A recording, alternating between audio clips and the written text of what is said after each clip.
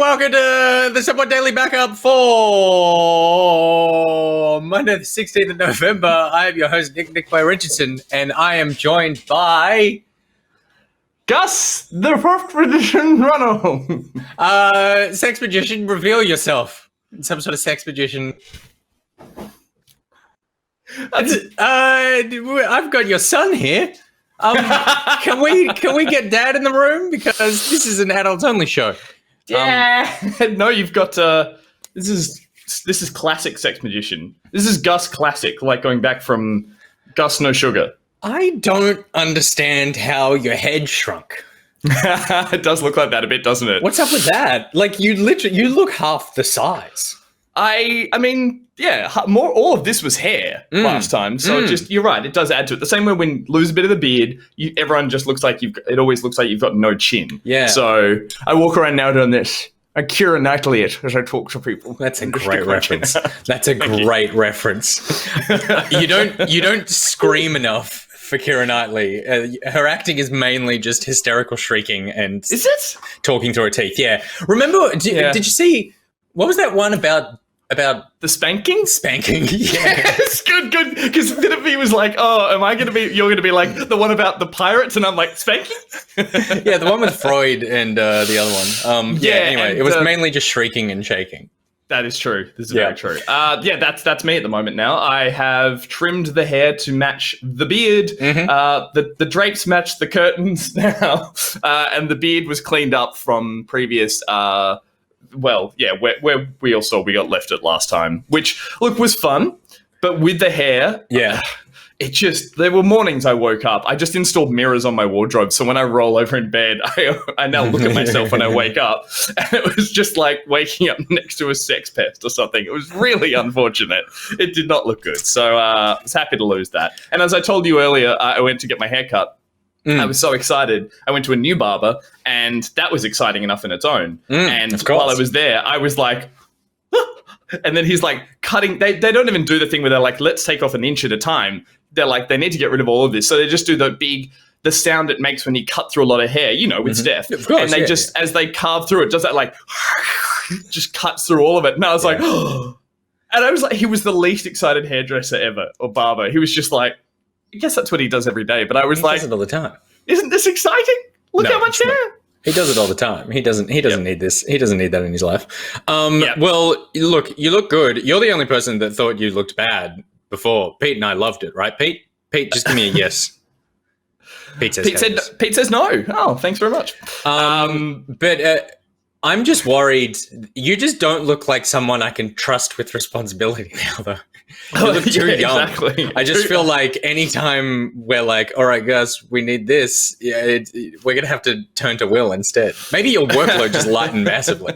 Will looks older than you now. Will's now going to look older than me. He's going to come into work, bags under his eyes. Totally. Yeah. No, it's my summer look, so thank you for instigating it. Obviously, for anyone who doesn't know the whole story, our last stream that we did, which was 2 weeks ago now, we did, I was semi-shaved. It sounds worse than just saying shaved, for Movember. So we've still got the Movember site up for the low-key back pocket Movember cause, because that's for the whole month of November. Yep. And I think we upped the total because people kept donating, which was really lovely. So we aimed for 2.5K. We hit that on the night, and I think we've just put it up to something like a 5K, not limit, but 5K now. And money's been coming in for that. So a really good cause. And if anyone's looking to donate to Movember, you can do that. Or if you're on the Discord, you can check the Movember tab. And there are heaps of other pocketeers back pocketeers who are setting up their own ones and doing tremendous jobs with their shaving and regrowing. You can go and check out updates on all of them. But that is why that happened, hence why all of this happened. That's the Gus news. But I feel like that's not why people are here. I think that's a pretty big reason why people are here, let's be honest. That's true. So we're excited to be back. Obviously, we took most of last week off. We had a big job at the weekend before this last one, which was the Voyage to Valhalla Ubisoft sort of Assassin's Creed launch. That was a huge undertaking for us production-wise, and it also required our full space and a lot of gear. And then we had an interstate shoot during the week as well. So that's why we were away, and we took a bit of a break. But now we're back. We're refreshed, as you can see on the face. And we're ready to jump back into some back pocket action. We can't get into the news, though, without thanking two of the most important people in our lives, I'm going to say. And I've got a partner and two kids. You've got a partner outside holding children. Yeah. And she walked past the door as you said that. Yeah. And compared to Astrid Black, they are nothing to me. Astrid Black, you are today's Pocketeer Patron extraordinaire. May you never be caught frozen on a webcam 10 seconds before we're supposed to go live and have no idea what's supposed to happen. May your partner never hear you praise someone else more than them while they're in earshot. It's probably a better one. It's probably a much. I'm sorry, baby. And so thank you very much for your Patron extraordinaire patronage. If you want to, didn't we put a Pete's Perfect something in there as well, just to add to the complexity of that title? It should be Pete's Pocketeer Patron extraordinaire, because we know that Pete hates everybody. And that's not just like the patrons, just like everyone in life. Yeah, so we're now forcing it upon him as well. Yeah, exactly. That. Yeah, and I think that's good. If you want to become a member of the Patreon, then head to patreon.com/backpocket to become a member of our wonderful community. Someone who did that at such an impressive tier that we had to give him his own show is, of course, Tim, because the Somewhat Daily Backup is brought to you by the Pocketeer with the most Mocketeers. The most Mocketeers. It is Tim from the Learn Programming Academy. Get your exclamation mark Tim's out in the chat. Head to lpa.dev/backpocket to learn how to program, because we're coming up to Christmas time and you're going to have a lot of time on your hands, and you're going to be spending a lot of time with family members who you don't necessarily like. And I really feel like what you should be doing is improving yourself at that point. Maybe to create one of those AI bots where you don't know whether or not you're talking to a person or not. So when people start sending you know what I hate about Christmas and birthdays is all the people who message you and are like, Merry Christmas. And it's like, oh, okay. Yes. Right back. Merry Christmas to you too. And then it's just this huge list of people where it's just like, this is the one time a year you contact me. You could develop some sort of AI to just do that. And then the ones that come back from that and say, Merry Christmas to you too. How are things been, by the way? And you're like, no, this wasn't an open door thing where we can just like, no. But turns into a... Pardon me, that's how I get out of most of mine. Christmas is not a time for sharing. This is true. Stay away from me. And so I feel like that's what Tim can provide you. Tim can provide you some Christmas things. Sorry, it's all this fresh face. It causes me to sneeze. Oh, sorry. I just like the way that you sneeze is like someone shooting at you. And die of Oh, dear. Sorry. If you head to the Learn Programming Academy, you can get so many courses about so many different ways to program. Jesus Christ. Someone program me and you co-host. The courses are $20 or less for the most part. They're short. They're video focused. They're very easy. He's taught over 1 million people. Tim is a boss, and we want you to be supporting Tim. Alrighty, let's jump into the news. I'm allergic to Tim's programming apparently at the moment. Tim gets so many shout outs on this thing that I feel like one really just fucked up. One literal shouting out his thing is not a problem. All right, let's jump into the news. We've kind of kept it to the last few days. Obviously, we've been away for a while, but to sort of wrap up the last 4 or 5 days.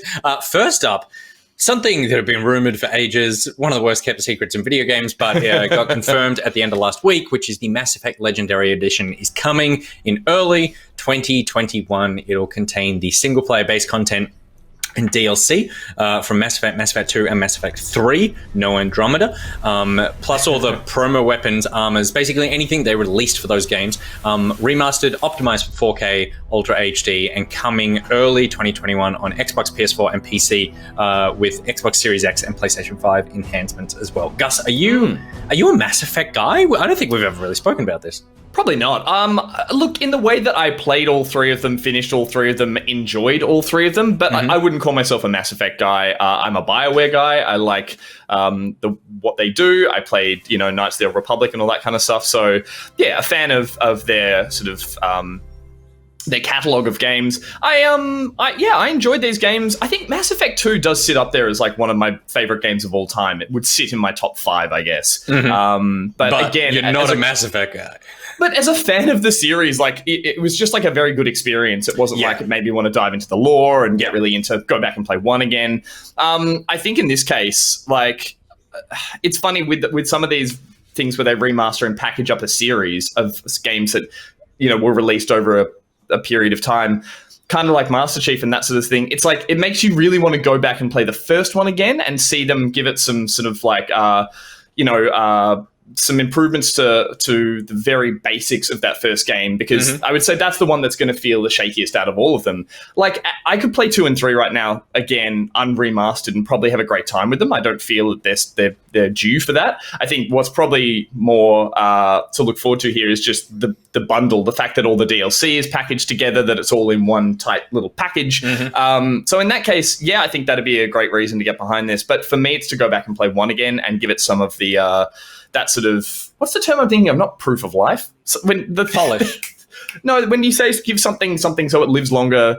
In a new lease on life. New lease on life. Thank you. So proof of life is like if when you download the game, it's only 2 megabytes and it's a JPEG of just BioWare doctors holding up a newspaper.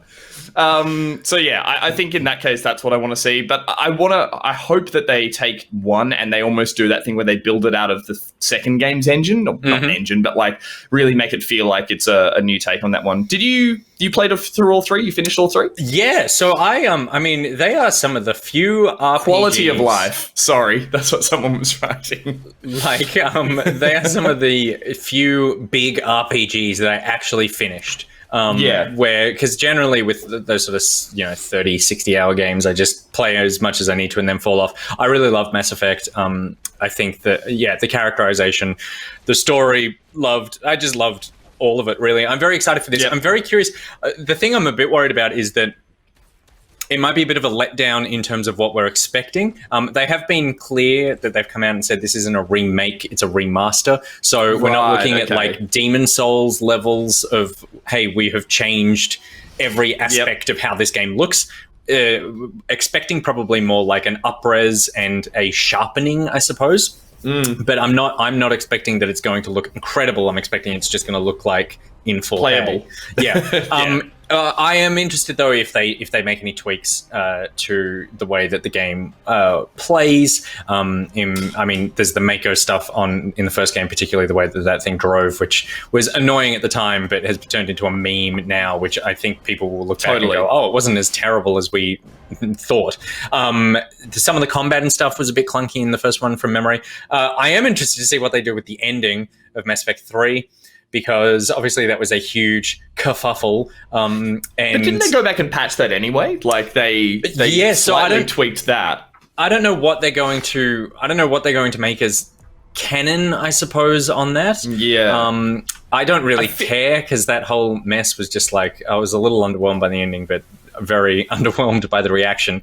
But well put. Yeah, thank you. But I am really excited to jump back in this. Am I going to finish them all again now at this point in my life? Probably not, because we're looking at like 150 hours a game being released. It's huge. It's a big undertaking. Jordan Raskopoulos in the chat saying those lift rides in Mass Effect 1 as well, like the Mako turning into a meme. Those lifts were like around the Citadel, I think, were some of the longest lift moments. But again, like if it was like the elevator in our building. If they're quick now, that's kind of sad, because that's almost the charm now. I would be like, oh, if you got on the lift and it was just took you straight up there, I'd be like, no, keep that.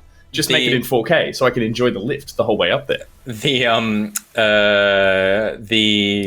lift joke, by the way, was something that Gus and I get, and also Jordan gets. And that's really the only people watching right now who understand that joke. The other thing that they confirmed at the time was the next game. So there was a teaser image for the new game coming. It had a picture of a ship on a planet.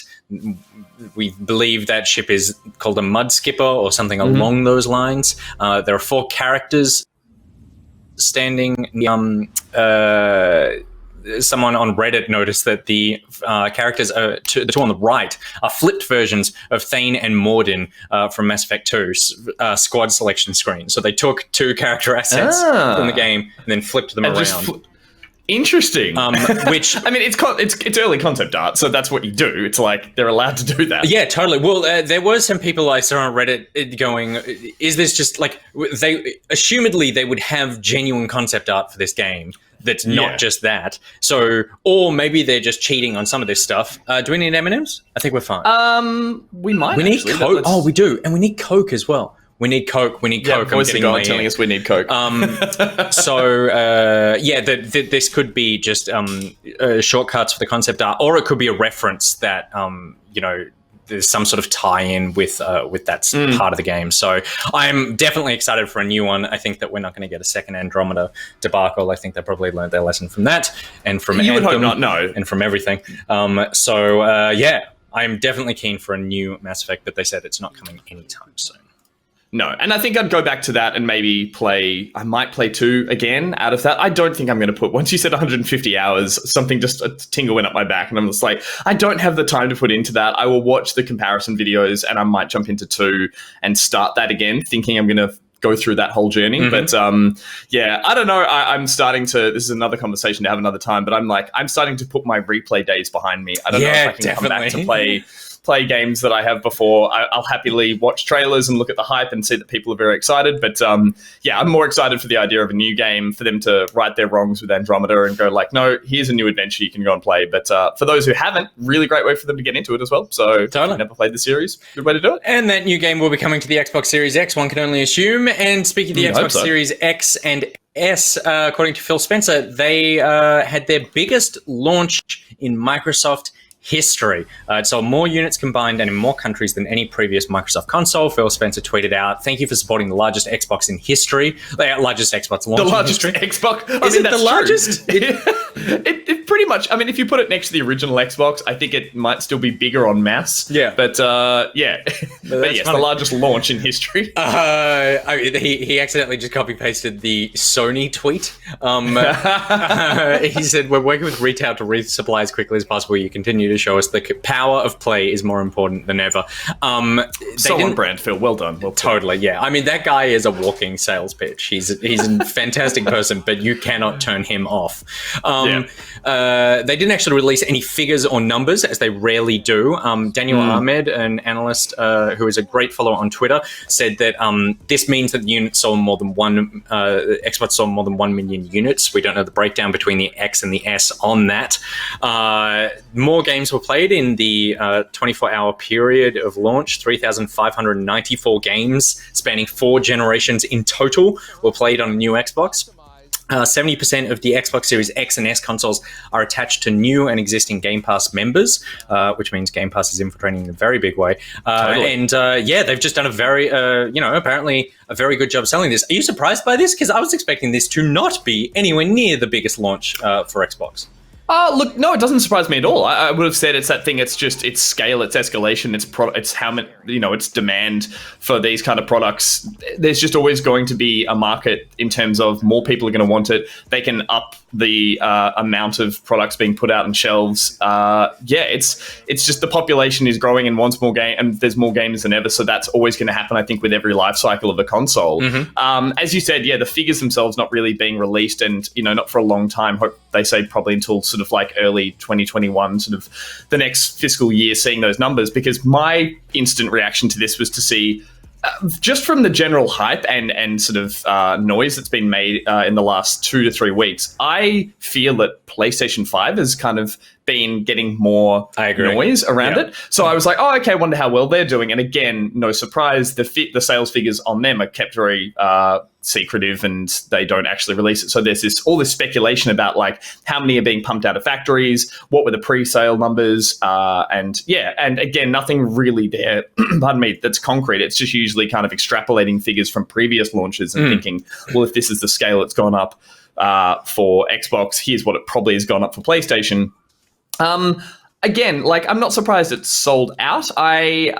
I'm happy that with the fact that 70% of the consoles are going to be attached to the Game Pass. Or like that, yeah, they're saying that there is a good uptake of that, because I think that's the lifeblood of the Xbox Series X. I sound like Phil Spencer all of a sudden, but it is the thing that I hope it does improve, and they do see as the reason that they can support Xbox is through that Game Pass, and they're just going to keep like some amorphous blob just eating up other studios and turning it into a, like, you know, you don't buy games for Xbox eventually, you just have an Xbox and you have all the games that come with it or something. So that is the thing that I'm surprised and happy with, I should say.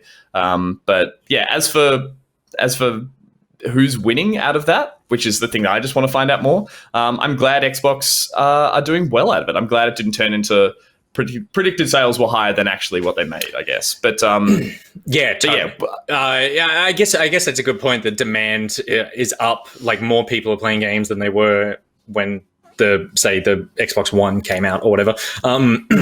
Yeah, I think I was just a bit surprised, particularly because the launch lineup, even with the appeal of Game Pass, I suppose, the launch lineup and the fact that all their games are available on PC as well. I thought, that probably would take a hit, but apparently not. And we're not going to get some real numbers in there, but they seem happy, which is good. I agree. I did see an article, and I tried to find it then, and I couldn't.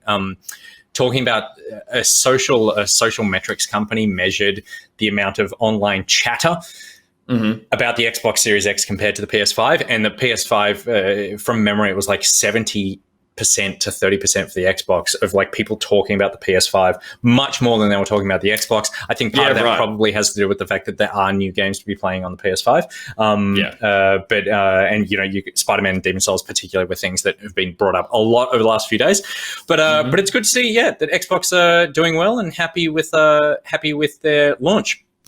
It's interesting. Obviously, we're going to move on to this as well. But Phil Spencer again was saying that in an interview, he was saying, look, from a business perspective, he's happy and happy that they've sold out straight off the bat. Well, he said he wasn't happy, but he was like, you know, that as predicted that was going to happen. Yeah. And which makes me wonder whether or not, like, that this new console generation, like, we're getting to the point that these are high-powered PCs with incredible fidelity and all this sort of stuff.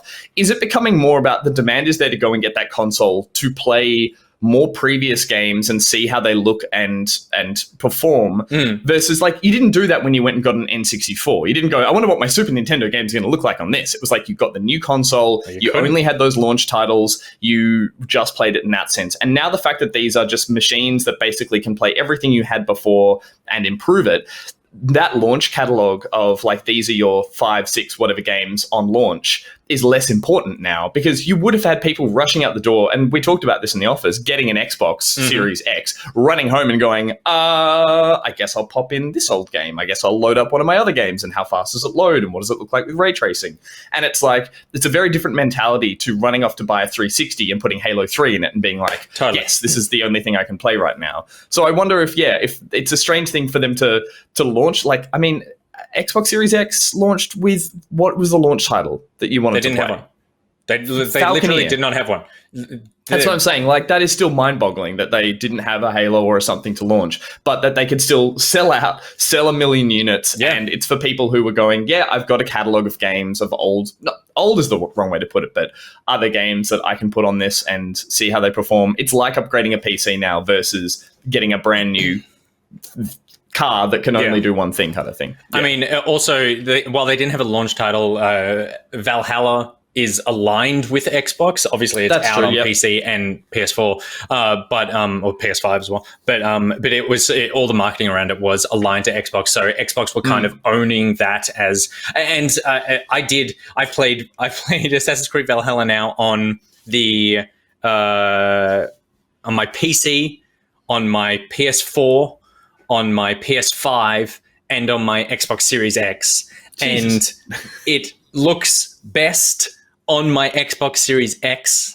because I've got it hooked up to my 1440p monitor, and X runs natively at 1440p, which the PS5 doesn't. It goes 4K, downscales to 1080, and then upscales to 1440. It looks very, very good on that. So, I mean, it's a good box. It's a good box. Yeah. fucking pumps out some heat though. I've got it sitting right here. Even Really? when it's off, it's actually like it heats the room. When you open the door in here, it's like a couple of degrees warmer than it is in the hallway, and it is all because of heat coming out of an idle Xbox. It is it pumps it. Just blow some of that cool vape smoke in the top to cool it down. That's fine. Isn't that what everyone was doing? Yeah. Wow, that's interesting to know. And like, it's got the fan at the top, and is that the heat coming? Just it's like if you know how they say like when you're cold, put on a beanie because all the heat comes out of the top of your head. That's exactly what this is. This thing needs a beanie to keep me cool because it is just funneling heat out of the top all the time.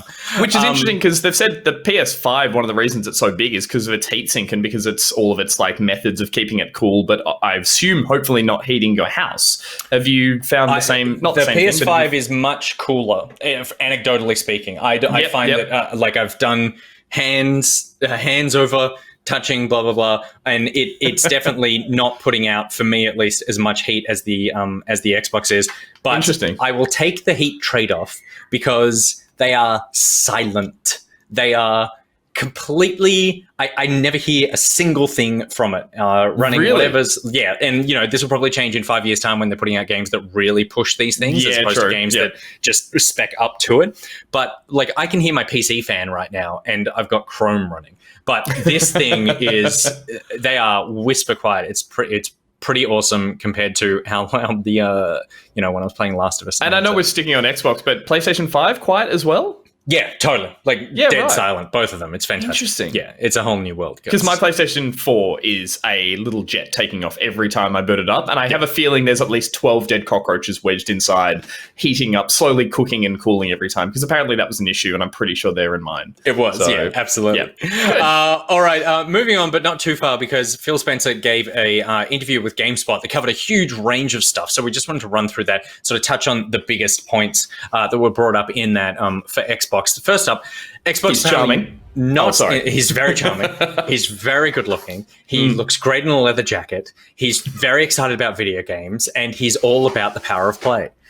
He is all about the power of play. The Xbox is apparently not in the market for multiple Japanese studios, and this came from a Bloomberg article early last week that said that Xbox may be looking to make a push into Japan further than they have traditionally, and that's a combination of obviously wanting to expand their market in theory, but also the fact that Sony seemed to be taking a step back from Japan and not focusing entirely around that market, Xbox. But then Phil Spencer came out and said they're not doing anything specific. They're not trying to take over.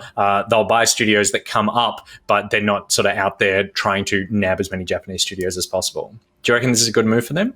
I think it's a natural progression. I think it's probably good that they're not seeing that there's an opening where Sony might be stepping away and going, we need to pounce on that. And I think, as you said, one of the follow-ups is that they got their hands on come as a very calculated business move, which is not something that's very good as your front-facing, charming Big Phill to say like, oh yeah, we're just trying to move our product into Japan and take that market space. It's always going to be about the games for them. Totally. So, but can we copyright something Big Phill? Oh no, that was in the interview. They were I think the GameSpot guys were saying. Oh, it was too. They were like, let's give him a nickname, and I think they said either let's go with Big Phill, or because they've acquired so many with Bethesda and other game studios, they were going for Phil Sponsored.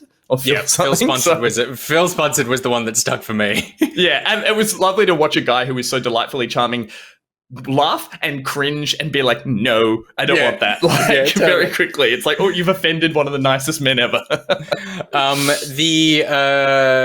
It is interesting because I agree that you don't want to do like a hostile takeover of Japan, but there's certainly opportunity there for Xbox. Sony, I'm not going to say that, Pete.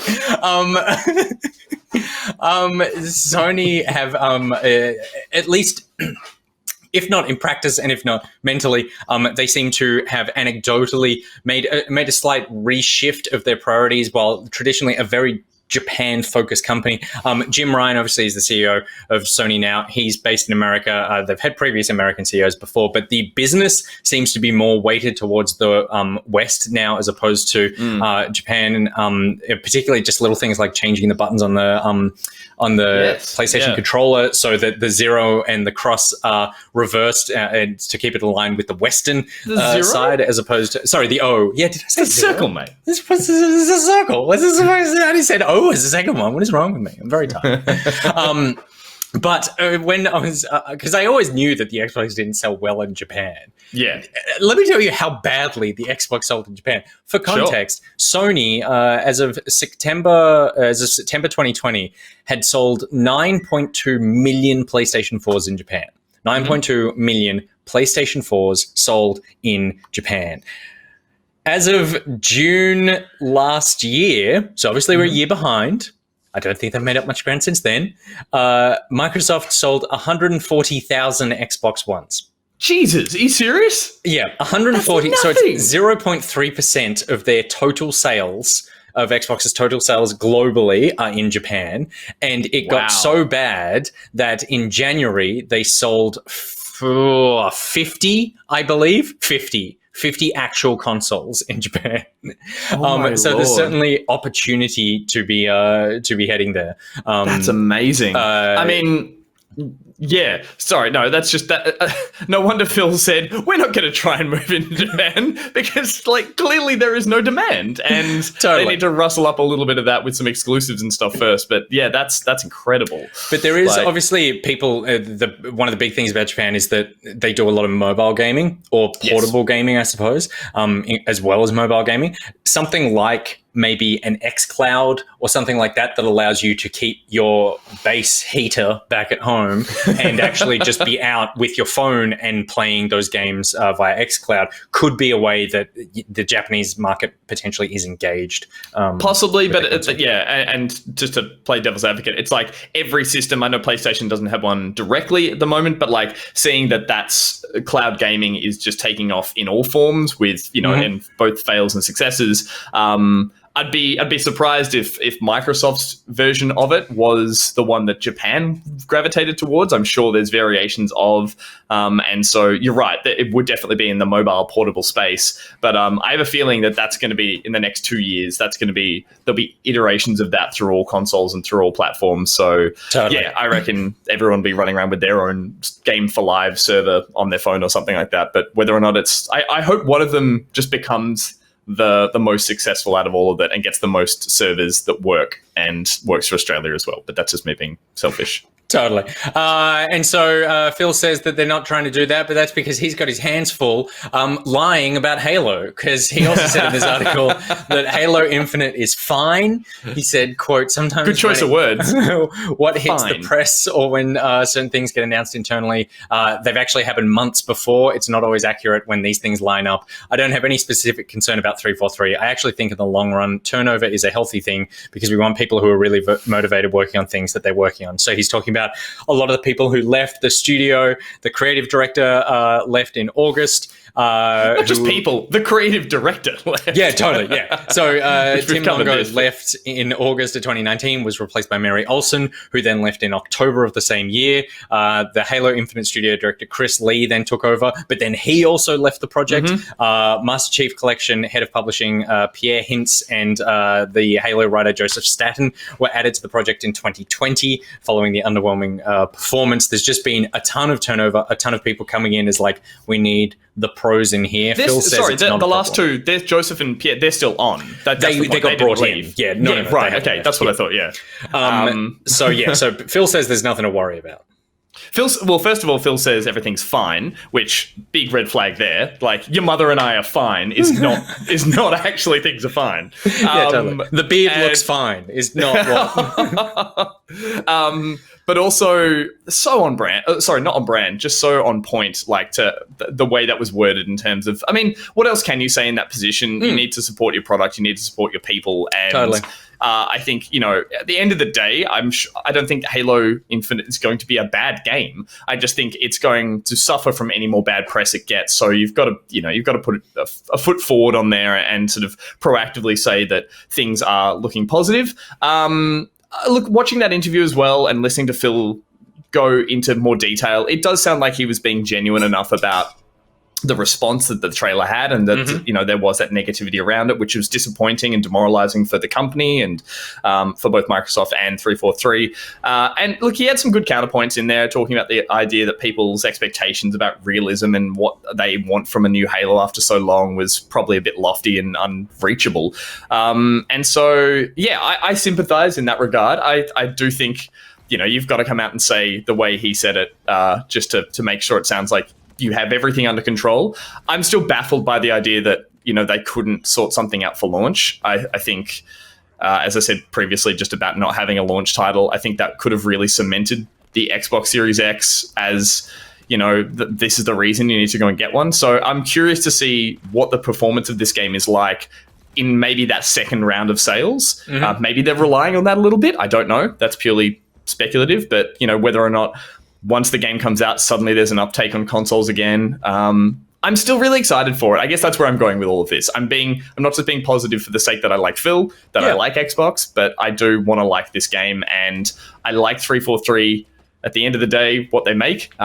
They've had some missteps, but they are a AAA developer, and I want this to be a kind of revitalization for Halo, I guess. So yeah, you're not a huge Halo fan, are you? No, but I feel the same way in that I want it to be good. I know how, I don't ever want anything to be bad. But I actually think from everything that we've heard and stuff, it just seems like it's a mismanagement of both time and communication has been the actual problem, in that the things that I've read have been that the game languished in sort of like constantly being changed, and no one decided exactly what the game was going to be for so long, and then suddenly it was like, okay, this is what we're doing, and then they just had no time to put the actual game together because they spent so much time figuring that out. I think there's a huge burden on being like, you need to save Halo because the last Halo was not particularly critically acclaimed. It's coming out on this new system. It's like, how do you, like you said, how do you bring it into a new generation, satisfy everybody, create new fans, still be surprising, blah, blah, blah. So that's a lot of pressure to put on it. And then, as Phill actually says in the interview, he said that they did take the feedback coming out of that showcase seriously, but that's not the reason that it got delayed. He said it was a miss on my part, to open up our July showcase with Halo Infinite, and then a couple of weeks later have to move the date. So I think that when he's talking about, because he goes into detail about like how sometimes you might see something or you might hear something and that's actually happened ages ago or whatever, that they're not responding to communication of fans going, oh, we're not happy with this, so now we're taking the game back. I think those things just aligned. It was like they put out the game. As they revealed the game and stuff, they went, oh, we're not ready for this. And the fans basically just confirmed that and went, yes, we don't think you're ready either. And so went back and to try to rework it. Which is really unfortunate in the, not just the gaming world, but like, any form of sort of entertainment and media and stuff. It's hard to walk that back if there was just a pure coincidence of the fact that they, like, you're right, this might have been decided in a boardroom and they're like, well, we've still got that launch trailer, let's put it out there. And it just so happens that the feedback's not great, and then that decision comes a week, 2 weeks afterwards, and you're right, the internet goes into an uproar of like, oh, it's because we all made enough noise and that sort of thing, and it's difficult for them to walk it back and not sound like it is a conspiracy theory or something like that. I think if anyone's going to do it, and I'm going to believe them, it's Phill. So I'm glad it's him being the mouthpiece for that and saying that. I just to finish up on that, I don't love that they took that feedback from the public. I'm worried that I don't think it played into any of those people leaving the studio and anything like that. But I'm worried about it being directionless and having such turnover. And well, he says that wasn't the reason. He said no, I know. Yeah, I'm sorry. I'm saying I know that was not why people were leaving and coming in and out. But then even adding to it that they're like, oh, we took feedback from the public's response to that trailer as well, worries me in the sense that I don't like in like the film world, in the game creative world, that sort of mismanagement, that lack of clarity, that lack of direction, and this all screams of that. And so my only concern, and you're right before, I don't want this to be a bad game. Like, I want it to be good, but I want it to be successful, and I want it to steer Halo back onto the right path. And I'm worried that this is trying to be like a lot of games at the moment. It's trying to be everything to all people. Yeah. And you want a pure vision. Yeah, you want a singular vision. You want one of those sort of like auteur creatives to be like, here's what this is going to be. And at the moment, it doesn't feel like that, even if Phill is trying to tell us that everything is fine. I just don't like when any creatives listen to the rabble. That's my issue. Yes, totally. Don't listen to me. I don't know anything about game design. I will criticize your game when it comes out, but you should never listen to me before it comes out. Phil Spencer then it went on, and the final bit. It's no news, but it's more than we've gotten in a while. He says that Elden Ring is the most ambitious FromSoft game to date. So Elden Ring, a game that I think we're all excited about, and a game that a lot of the internet is excited about, and a game that FromSoft just do not want to talk about right now. They've acknowledged that it's still happening, it's still going, but Phill has apparently played it, and he said that as someone who's seemed very nonchalant about talking about playing. It's like, I played a little bit of it. I was like, excuse me? Like, no one talks about playing a Miyazaki game like having it. I played a little vertical slice of it. I played 10 minutes. I feel like I got it. Yeah. He said that as someone who's played all of Miyazaki's games over the last decade, this is clearly the most ambitious game that he's done. I mean, I love his games, but seeing some of the gameplay mechanic stuff he and the team are tackling this time, the setting, working with another creator in terms of story, I love it. I love seeing him challenging himself. He's a good friend, blah, blah, blah. So nothing of note there, but at least it's playable. No substance. No substance, but obviously the thing I sort of gravitated towards there was just obviously talking about the fact that Miyazaki, with all of his new iterations with his games, yes, there's that Dark Souls style veneer of like third-person action and running around a sort of dark fantasy world. But the thing that always makes them interesting for me is that developing a strong mechanic or a hook for them to be to change that. I didn't really gravitate as much towards Sekiro, but I was impressed by its ambition in terms of its dying, repeating, numerous. What turned you off Sekiro as opposed to the others? Honestly, and I can say this a little candidly, I had to play the start of it too many times because I got preview builds and I kept replaying the start of it. It kind of had one of those terrible reactions, just someone in the industry, I kept replaying the start of it for replays and game videos and all this kind of stuff. And then, I don't know, I just hit a roadblock after it. And it took me a while to get my head around that mechanic. It was very complex in terms of, recharging the times you can come back to life and re-earning that kind of stuff. But again, I liked its ambition. I'm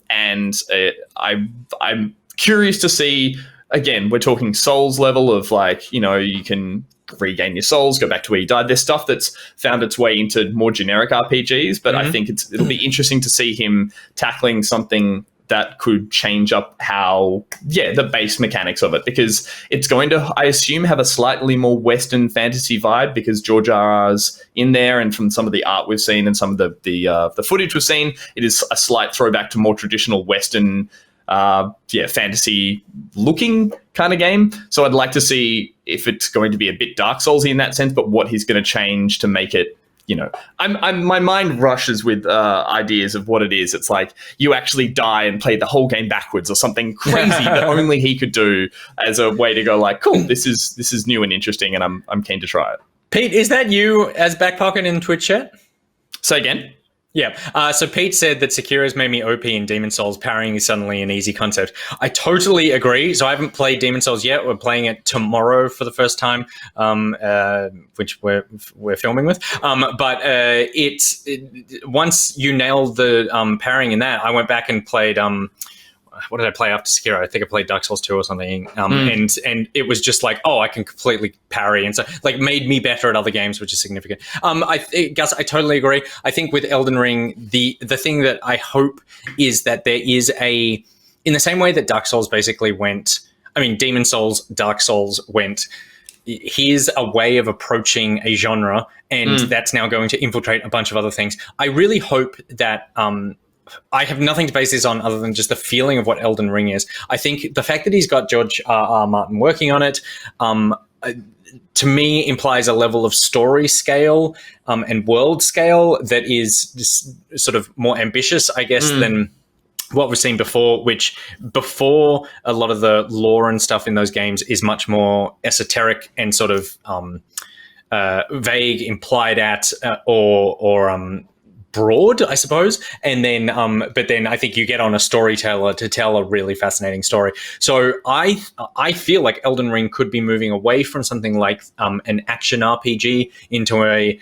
RPG. Okay, yeah. And therefore, from doing some things in a genuine RPG space, and I'm thinking more like Witcher, Dragon Age, that sort of world, and iterating on the ideas within that space to be able to create their twists and do something new and fresh that could therefore inspire other people within that space to do something there. Because are we now going to see like the brutal punishing difficulty in dialogue choices, where it's like, I do not have a bag of I do not have the resources you require. Just like 100%. You pick the wrong dialogue choice and die. Yeah. I think that's a really good point, and you're right. We're extrapolating a lot out of something that's not there yet, but that could be a really cool thing that we haven't seen in a lot of Miyazaki's games.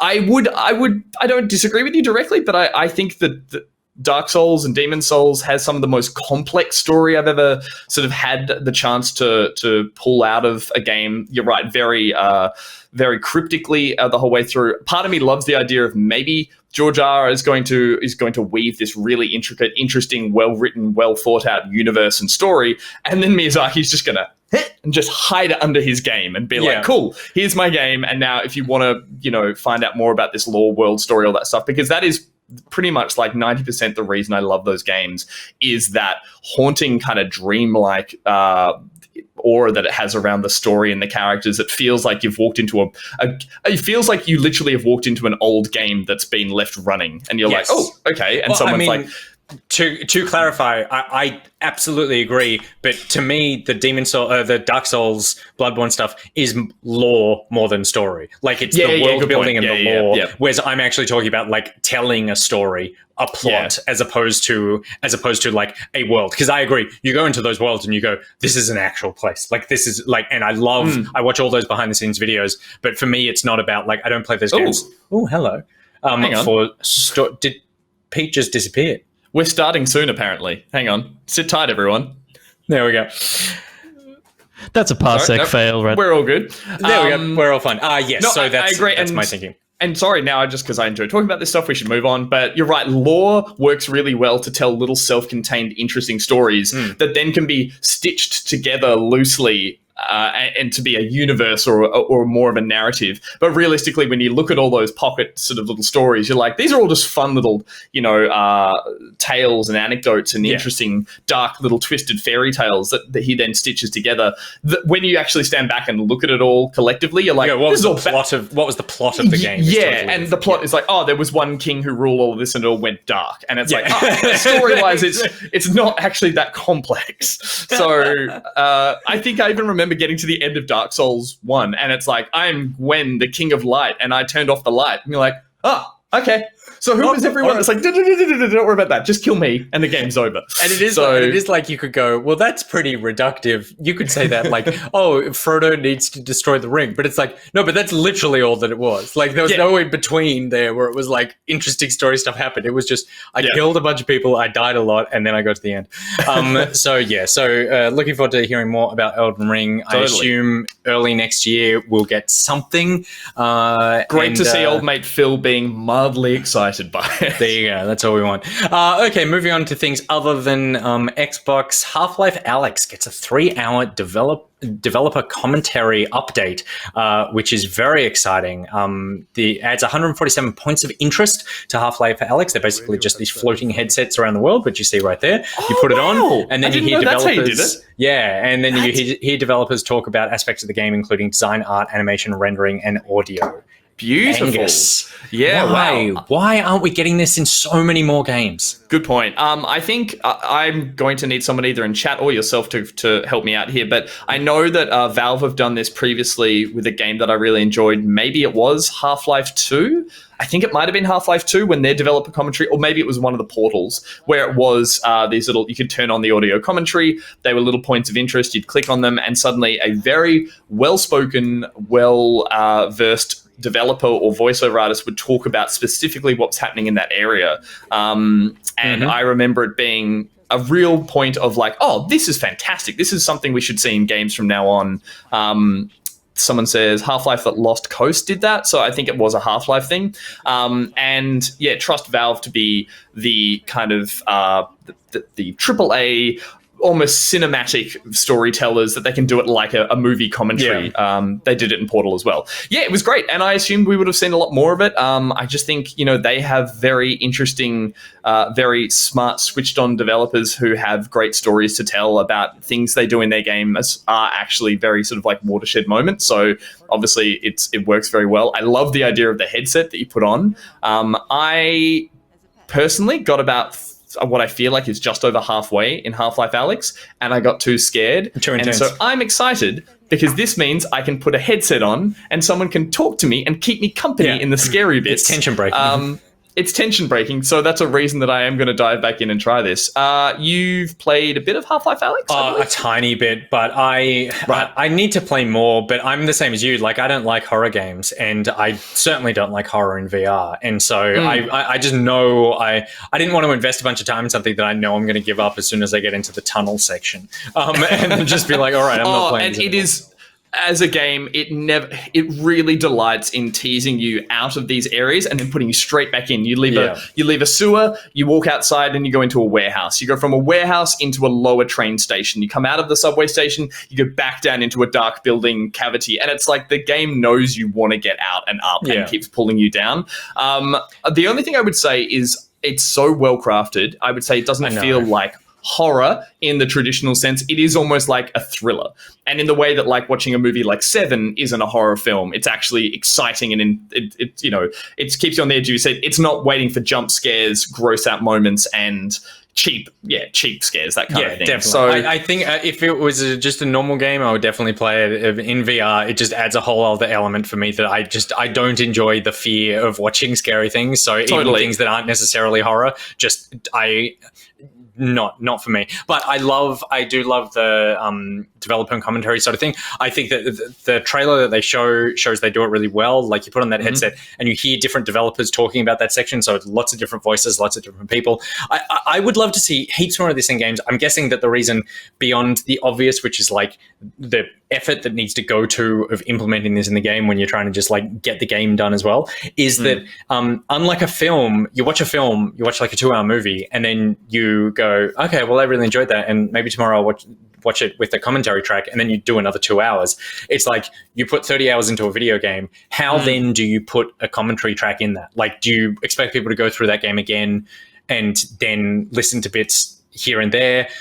People probably won't want to do it on their first playthrough because it is so like meta, like it removes you from the world. You wouldn't watch a film with the commentary on for the first time.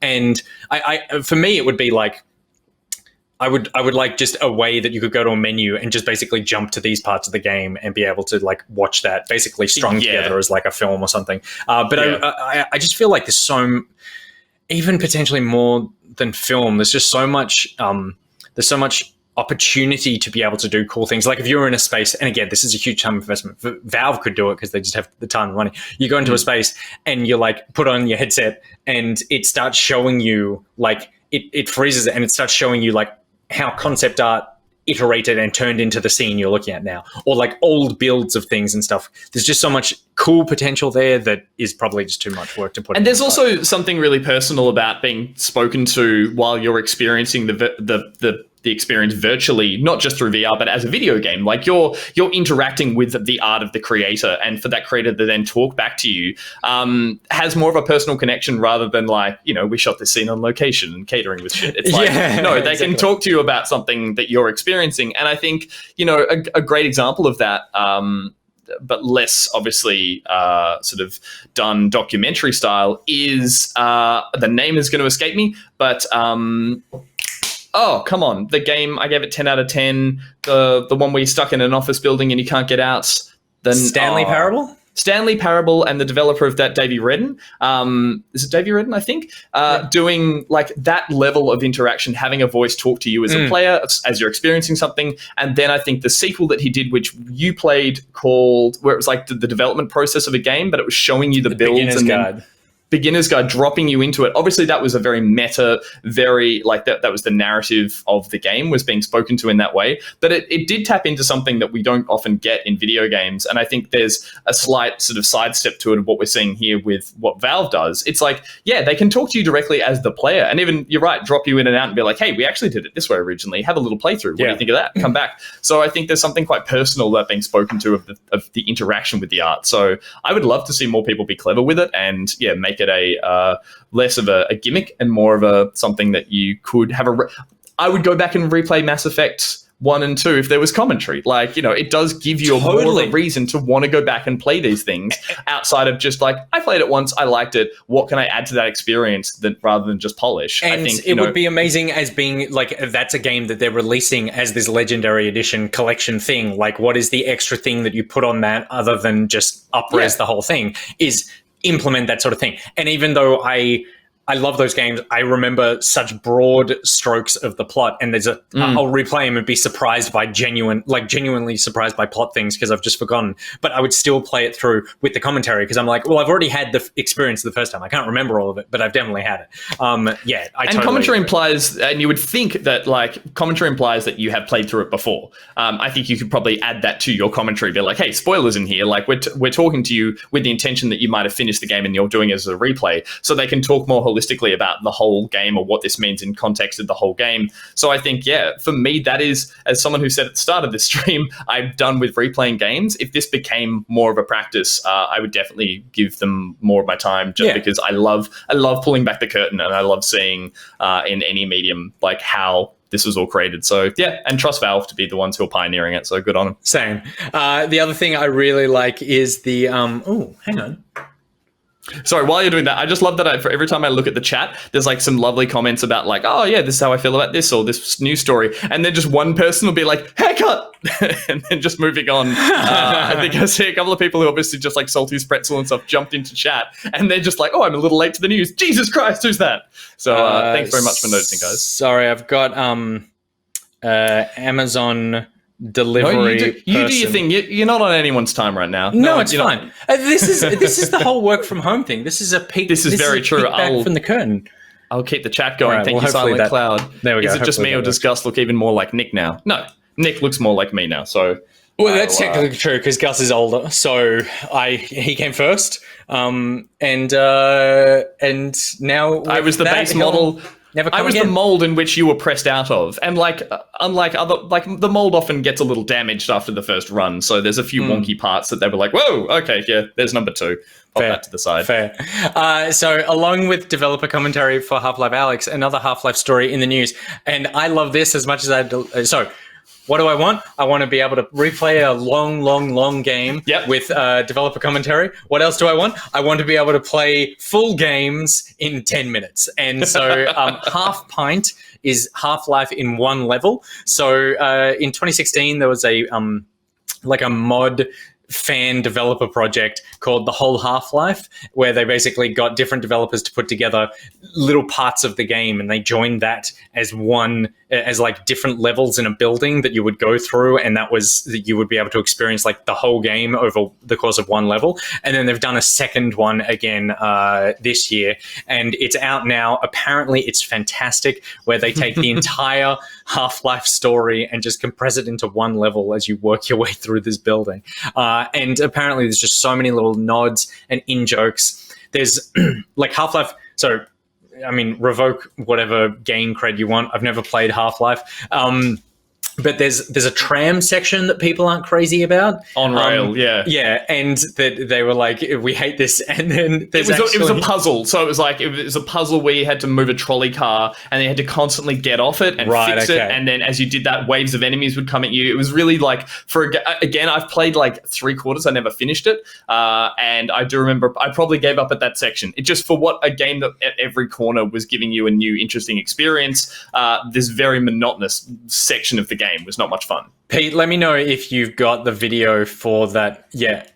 So there is, if you look up the Trash Bang on Twitter, the Trash Bang, they have a tweet there showing how they fix on a rail the level. And it's literally you walk in, you hop on a tram, it moves forward 2 meters to the end of the station, then you just hop off.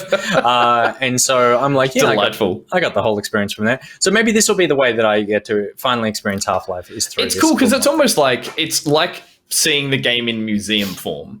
It's like as you walk through these little rooms, these vignettes, they have to fit as much of it as possible. So I pretty much almost watched the whole playthrough, and it was delightful. Having played about 3/4 of it, it was nice to see like the opening area. It's like, hey, Morgan Freeman? No, Mr. Freeman. Gordon What's his Freeman. first name? What's his first name? Gordon. Sorry, not Morgan. Close. I love that you went. Wait. I love that you go. Morgan Freeman. No, Mr. Freeman. Mr. Freeman. Morgan is my father. So we're seeing screenshots here. It's like the lab, which is usually, this wonderful moment of Valve development where it's like, even in this early, very primitive graphic engine, you would walk around and like, you would put someone's food in the microwave and explode it. And they'd be like, hey, Morgan, stop that. And there were all these cute little moments. That's now condensed to purely one little walkthrough section where they're like, hey, Mr. Freeman. And you just walk through and you're like straight into the science experiment that blows up, and then you walk straight out of that and you're into the room, but it's like full of the head crab people, and you're like straight out of that and you're like, oh, you're right, something in me as a older, more time poor person is like, this is delightful. Like if you could do this with every game, like again, Mass Effect, looking at you, BioWare. Thank you. If you guys want to do you get in one lift and you get one lift and you just have all the conversations, significant conversations in that game. And like there's 4 people in there, you have 4 conversations, and then 3 different colored lights appear depending on the choices that you made. You hop in the Mako, you drive 2 meters, and you get back out of it again. Yeah, totally. Yeah. All I need is enough information about a game to be able to plausibly like have a conversation with someone where I can pretend that I played it. That's what we can nod at a pub and be like, no, I played it. They're like, you played the Pint version again, didn't you?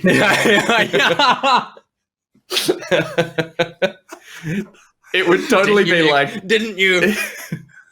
That's hilarious. How hard was that tram puzzle? I found it quite easy, actually. That's so funny. It's very cute, and everyone go and have a look at it if you get a chance, because it's a wonderful little project that sums up that game just continues to surprise. They did the full fan remake of it that then got re-released, and it's Half-Life is the game that will never die. Totally. Because people just have so much affection for it. It's wonderful. And then just speeding through the last few stories, from tiny things to big things, the PS5 was originally designed even bigger. According to the designer of the PS5, which is Eugene Morisawa, in an interview in the Washington Post, he said that I knew it was going to be larger because I know how much power there had to be and how much airflow you'd need, how much room you'd need for the heat sink and stuff. And so he said, when I started drawing, it was much larger than it is now, and that he was like, I don't know what engineering are going to do, and then engineering came back to him and was like, this is too big. And he was like, that's a weird thing to hear, because normally engineering is like, where are we supposed to put all the bits? This needs to be bigger. It's so funny from a design point of view. Like, I would imagine that the designer who's, as he says, literally drawing it up, you would just ambitiously, like, great on him that he was drawing things technically to scale, or like parts, I imagine, to scale, knowing how big a heatsink was going to be. Because you would imagine, as you said, that person comes back with like, I've designed the PlayStation 5 and it fits in your pocket kind of thing. Like, and then you have engineers telling you, it's like, no, the heatsink is 6 by 8 inches large, and you've got to cram it in there. And he's obviously going, oh, I know the parts, I'm going to draw it out. I picture him with butcher's paper across the table. Totally. This huge thing.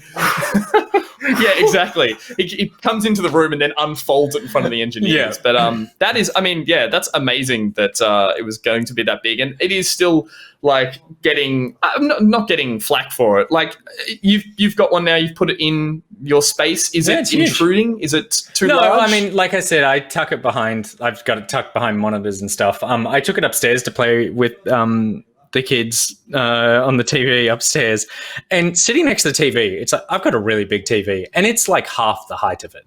It was. Wow. I was looking at it. I was like, oh yeah, I think it looks really cool now. I actually really like the design of it, but I was looking at it going, Jesus, it's huge. It is just huge. And when I was carrying it upstairs, it was the only thing I could carry in that hand. I couldn't carry. I was going to ask because you can't put anything on top of it as well because it's all curved. They don't. It has that together. like sexy curve, so you put a box on top of that and slides off or something. Yeah. It is funny because again, very specific to us and what we've done in the past. How many years of our industry, it's like we often had to move consoles around probably more than I ever had to in my life. And I imagine even people who have like, oh, I'm going to a friend's house, like the days of lugging consoles around aren't really as important as they might have been when you could, land them up together and all that kind of stuff. But for our job, we often have to do that. And for me, it's like, oh, we can put a PlayStation 4 in a backpack and it's not comfortable, but we can get it to work and you install it at home and bring it in, blah, blah, blah, blah. Do you see yourself ever lugging this thing around, or is this I wish someone bought a PS5 for the office, Angus, because I'm going to have to bring this in tomorrow and that's going to be really annoying. I look forward to seeing you like carry this thing in, sliding everything on top of it. There was what was it? It was a podcast or something I was reading where they were talking about how PlayStation has been, for the last generation, the sort of console of choice for fighting game esports, because for a variety of reasons, but one of them being a very easy thing to be able to like stack 10 of them in a box and move them around. This, you can't put 2 of them flush in a box. They take up a bunch of weird space. There's a lot of empty space. And because it's so big, whereas you look at the Xbox and it's like, that is designed to be moved. Like you can put 4 of those in a box and 6 of those in a box or something. Totally. So I definitely, that box gets nice and hot. You get those Xboxes in there. You heat up that box, and you're good. Totally. The way that I am going to, and this is such a first world problem, and a first world solution. Instead of lugging the PS5 up and down, I'm just going to put my PS4 Pro upstairs and use it has a link, the share ability. Yeah, so you can basically run the game from there and it'll just stream it upstairs. So that's how I will do that, because I don't want to be lugging this thing up and down. I'm keen to try that too, and actually put my PS4 next to my capture unit and see if I can play in my other room. But if I need to capture something, can I jump in here, run it through, capture some gameplay for work or something like that? So a cool feature to have. And my 2 points to add to that is, we know they've talked about the plates can be taken off, and there was all that controversy with PlayStation, the third-party company making different ones for it. Will someone come out with a flat stackable plate that you can put on that like takes away the edge? What, that just turns it into a square, like a rectangle? Yeah. Maybe someone will come up with a custom version that's the stackable PlayStation. I'd get behind that. Yeah, I'm totally into that. Yeah, that could be something that another company comes out with. And then I don't have a PlayStation 5, but I'm wondering now, I'm like, is this enough of a reason to be like, I'll hold off until the next set of sales and then even see how long I can hold out? Are they going to come out with the improvement that's like, this was the dream version of the console, everyone got one, and then Gus, were you listening? The dream version is bigger. You're right. I make the crucial mistake. I wait too long. They bring out the bigger one, and the classic smaller one is impossible to get my hands on anymore. And I'm left with something that literally like hides behind my whole TV. If you look at Xbox and PS4 have 2 philosophies when it comes to that, because the original PS4 is smaller than the PS4 Pro. The PS4 Pro added a layer. When they released their next step console, whereas the Xbox One shrunk down hardcore. And now Xbox are doing the Series S, so they've got their nice little smaller version. PlayStation are just going to keep growing until they're literally a growing company that is like, their hardware needs to take up your living room. Yeah. So, all right. Anyway, it's funny to think that it would have been bigger. And then the final story for today, Take-Two is buying Codemasters, a deal that had been spoken about for a couple of weeks now, and it got confirmed at the end of last week. $994 million is how much you need to be able to pick up Codemasters. Developers of a ton of driving games.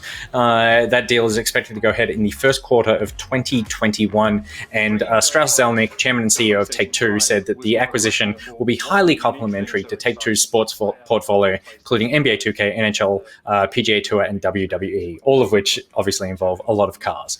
Zelnick praised the UK-based publisher for its renowned history of creating some of our industry's most beloved and commercially successful racing franchises.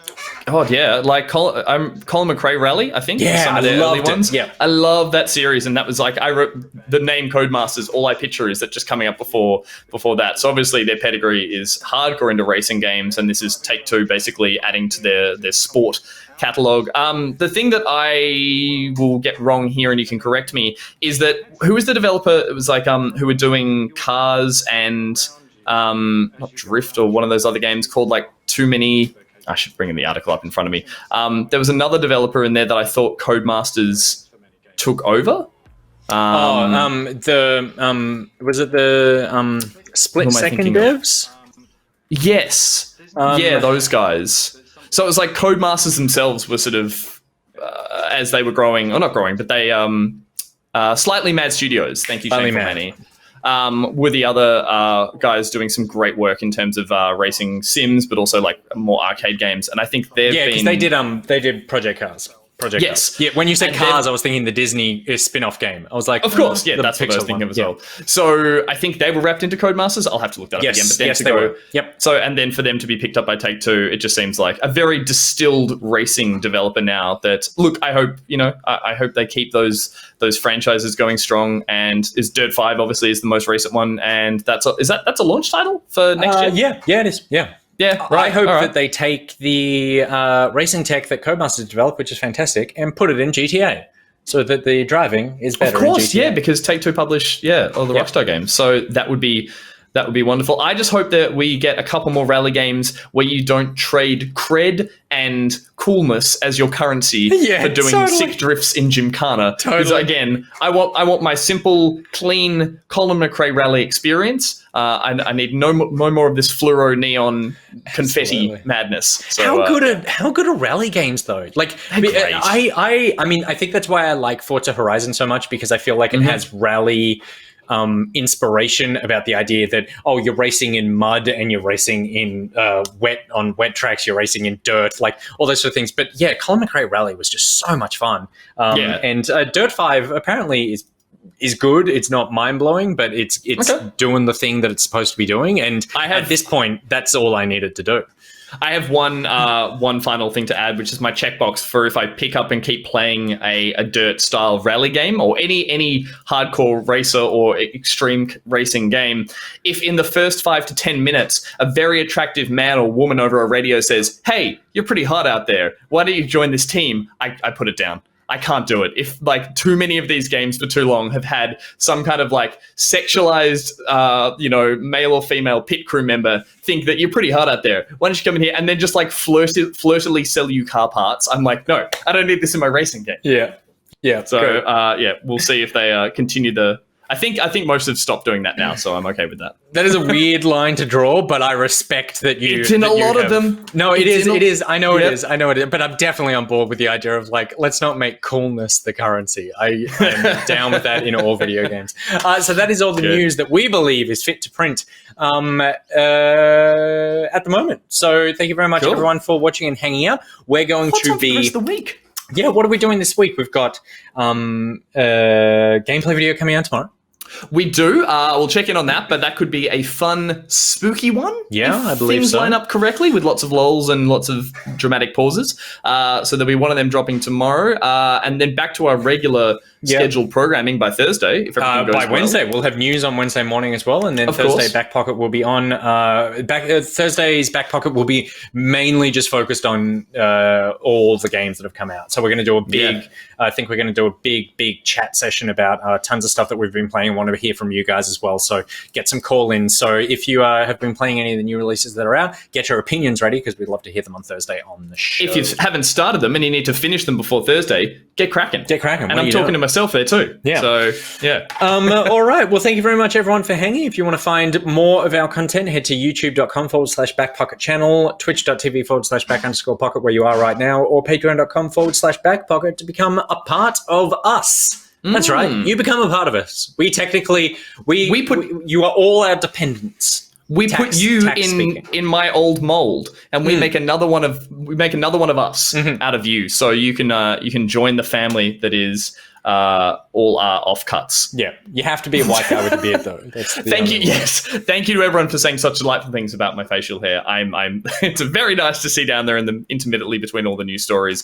Nick, we're gonna have to do something about your face too. So maybe that'll happen on the stream. We'll see. I might have to bring in my cutthroat razor that I've been practicing with. I like that you went, can I shave you? I was like, yeah, of course. And you go, can I use a cutthroat razor? I was like, yeah, of course. And Steph was like, no. Steph's like, what are you talking? And Pete's like, God, no. And I was like, no. Hey guys, it's my throat, okay? What a bunch of buzzkills those two are. God, if it was just you and me in there, it'd be fun and blood everywhere. If it was just you and me in there, after 10 minutes, it'd just be you in there.